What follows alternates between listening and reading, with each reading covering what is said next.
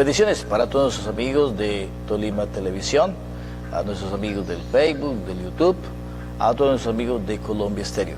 La frecuencia es 104.7 FM Estéreo, que está en sintonía, obviamente con toda esta región del sur del Tolima, y de hecho a todos nuestros amigos también, soldados que se esfuerzan constantemente para cuidar nuestra patria. Hoy nuevamente nos encontramos, saludando especialmente a toda nuestra gente querida, a nuestras amas de casa, a todos nuestros hermanos empresarios, a todos los hermanos campesinos, a todos nuestros hermanos estudiantes, profesores, maestros, que obviamente de muy temprano están ya laborando y a esta hora de la mañana se encuentran en sintonía con nosotros. Hoy estamos ya en esa semana, se llama la Semana de Pascua. Durante estos días pues no hay santos así, pero sí encontramos la presencia viva real de Jesús. A partir del domingo de resurrección hasta el día de Pentecostés se encuentran 50 días de preparación. Preparación, primero, a la venida del Espíritu Santo y segundo, la conformación de la iglesia que hoy en día nosotros profesamos, la Iglesia Católica Apostólica Romana. Aquí encontramos el fundamento bíblico en el cual precisamente el por qué se formó, cómo se formó y cómo se eran las primeras directrices de la iglesia a través de la imagen de Pedro, que fue la que precisamente Jesús dejó como papa o digamos como primer jefe de la iglesia universal. Pedro se hace el acreedor cuando le da las llaves y la autoridad de la iglesia. Por eso papa, una vez pasada le explicaba a todos ustedes, papa es una sigla. Papa significa, la primera P es Pedro, la primera A es apóstol, la segunda P es príncipe y la última A es apóstoles. Pedro, apóstol, príncipe de apóstoles. Eso significa papa. Bueno, hoy tenemos y continuamos con la lectura de los libros de los Hechos de los Apóstoles y vamos a encontrar que en un momento los discípulos se dispersaron, guardaban una esperanza en Jesús como líder, como jefe, como hombre consecuente en cuanto que era justo, correcto, veraz, daba la vida, estaba muy pendiente de la gente honrada, pobre, sencillo, humilde. Y resulta que llegó un momento en que, pues, murió. Y entonces las esperanzas de estos hombres prácticamente se van al piso. Muchos de ellos comienzan a regresar a sus lugares de trabajo, donde un día salieron y obviamente lo dejaron, pero al ver que las esperanzas se caen, vuelven a regresar a sus trabajos. Por eso dice que cuando María Magdalena va al sepulcro y se les presenta a Jesús, y Jesús prácticamente se les presenta a ellos, ellas se le van a él a tocarle los pies. Y Jesús le dice, no me toquen porque todavía no he ido al Padre, no he ascendido al cielo. Sin embargo, mire la carta, la lectura del libro de los Hechos de los Apóstoles, capítulo 2, versículo 14 y el versículo 36 al 41, mire lo que dice. Dios constituyó Señor y Mesías a Jesús, al mismo que ustedes crucificaron. Es un reproche que Pedro le hace a los judíos en aquel entonces, porque Pedro le dice, mire, crucificaron al que no tenían que crucificar, mataron al que no tenían que matar, pero fue culpa de ustedes porque ustedes se vendieron. Por eso le hace un reproche. Sin embargo, Pedro le respondió, cuando ellos le preguntan, ¿qué debemos hacer para nosotros no condenarnos? Y él le dice, arrepiéntanse, vuelven a Dios. Ya lo hecho está hecho, arrepiéntanse de aquí adelante, cambien su vida, conviértanse, bautícense para que sean salvos. Y muchos de ellos, obviamente hijos, se arrepintieron y se hicieron precisamente en aquella época seguidores de la iglesia del camino.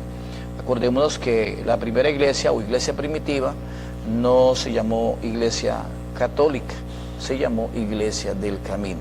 Que más adelante vamos a encontrar el texto, que es en el capítulo 11, en adelante, versículo 9 del Hechos de los Apóstoles, donde van a nombrar que precisamente porque los apóstoles se llamaron cristianos.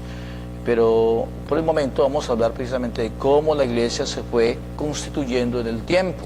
Por eso ahí muchos se arrepintieron, se convirtieron y formaron parte de esa iglesia del camino. Bien lo decía el Evangelio de San Juan, cuando hablaba, dice, María Magdalena les contó a los discípulos que había visto al Señor y lo que a él le había dicho. Vayan y dile a mis hermanos que nos reunimos en Galilea. El mandato de él, donde él enseñaba donde iba a iniciar la iglesia. La iglesia se funda en el año 33 con Jesús, y Jesús la funda con 11 discípulos. Obviamente, pues las mujeres no se contaban entonces en ese entonces.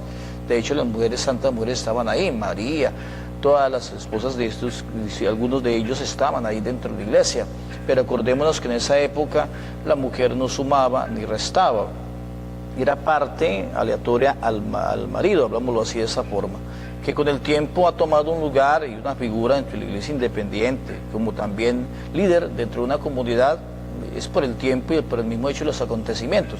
Pero en esa época no era así, por eso solamente se cuentan con los 11 discípulos, que fueron los que prácticamente formaron la iglesia. Aprovechemos la oportunidad, hijos, de nosotros seguir firmes en la fe del Señor.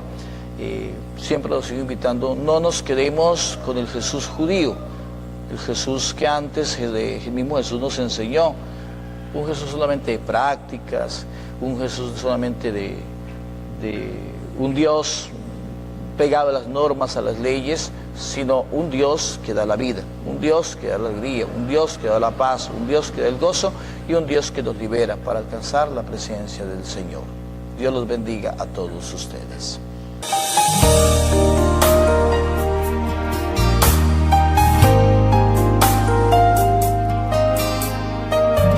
Bendiciones y motivaciones para el alma. Bueno, hay algo muy bonito. Hoy vamos a hablar del tema serénate. Esa parte de la serenidad es algo complicado para las personas que son un poco impulsivas y a veces de pronto, ¿cómo explicarlo? No controlar el temperamento. ¿Por qué te dejas dominar por la ira y lanzas fuego por tus ojos?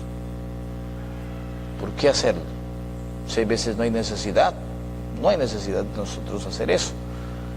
Si no te impacientaras de tal modo, podríamos hablar. Gran problema para muchas personas que no manejan el temperamento, esa forma de ser, no serenarse. Incluso es un mal consejero, la ironía, el temperamento cuando no se controla a veces hace gran daño. En lugar de construir, destruye. ¿No ves que en tal estado tus palabras son saetas que hieren mi corazón? ¿Crees que hablando rabiosamente yo te escucho? ¿Piensas acaso que tu furia te engrandece?